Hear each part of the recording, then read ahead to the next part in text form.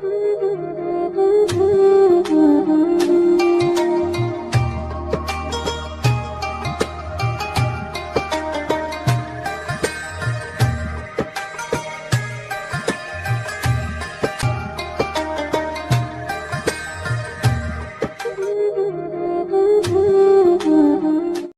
رحمت رمضان المبارک اپنی تمام توانائیوں کے ساتھ جلوہ فراز ہو رہا ہے۔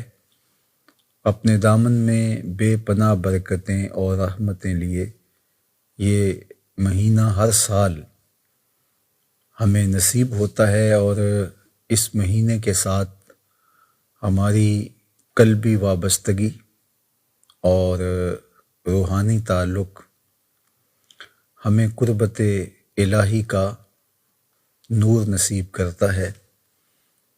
اس مہینے کے آنے سے پہلے ہی ہمیں اس کا بھرپور استقبال کرنا چاہیے، ذہنی طور پہ تیاری میں رہنا چاہیے۔ اپنے گھر کی صفائی سے لے کر کے مساجد کی صفائی ستھرائی تک، اور اپنے بچوں کو اس کی ترغیب اور اس مہینے کے لیے تشویق پیدا کرنے کی بھرپور سعی کرنی چاہیے، چونکہ اس مہینے میں جو برکتیں رکھی گئی ہیں وہ کسی اور مہینے کو نصیب نہیں ہوئیں۔ اسے شہر اللہ قرار دیا گیا ہے، اللہ کا مہینہ ہے۔ ایک نفل ادا کرنے سے فرض کا ثواب ملتا ہے، اور ایک فرض کی ادائیگی پر 70 فرائض کا ثواب دیا جاتا ہے۔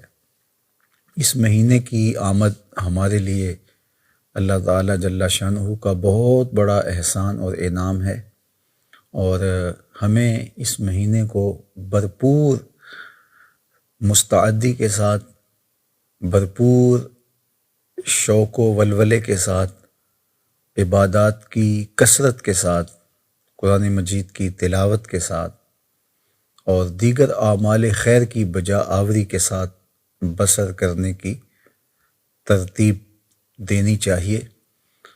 ہم سمجھتے ہیں کہ اس مہینے میں تہذیب نفس اور تزکیہ باطن کا جو سامان رکھا گیا ہے، اگر ہم اس مہینے کو اس کے آداب کی رعایت کے ساتھ بسر کرتے ہیں تو ہمارے اندر کی صفائی اور باطن کی تنظیف کا بہترین ضامن بنتا ہے یہ ماہ نور۔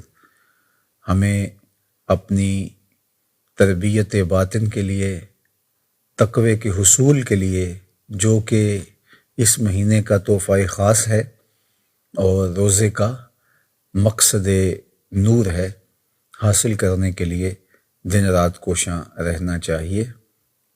صلاۃ التراویح کی ادائیگی، قرآن مجید کی تسلسل کے ساتھ تلاوت، تہجد کی ادائیگی اور دیگر اعمال خیر کی بجا آوری خاص طور پہ ہمیں کرنی چاہیے۔ سحری اور افطاری کے مبارک لمحوں کو ذکر و فکر کے ساتھ جوڑ کر کے ہمیں گزارنے چاہیے۔